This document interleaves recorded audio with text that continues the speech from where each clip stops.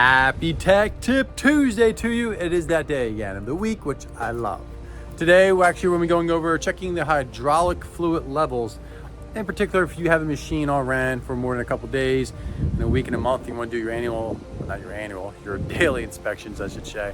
One of them, the important things to check is your hydraulic tank fluid levels. And there's a certain position that is ideal to check this.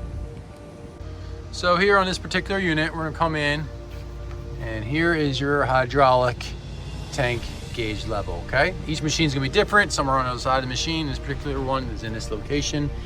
Check those out before you jump onto them. And the best way, which I was told to recommend it, double check each machine because it is different. Check your operator's manual to see which position is preferred, but fully retract it. So the arm fully retracted, the main boom down.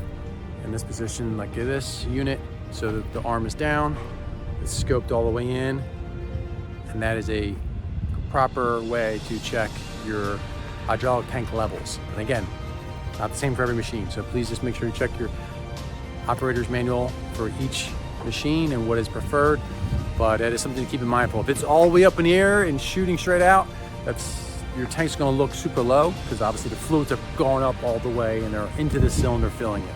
So make sure it's usually lowered and retracted. That's the way to do it. Hope this week's tech tip will help you and your team out. Please feel to like and subscribe. Thank you for all the love and support. And if I can help you out directly, shoot me a DM, email, and love to help you and your team out. Have an amazing rest of your day. Appreciate you all. Take care.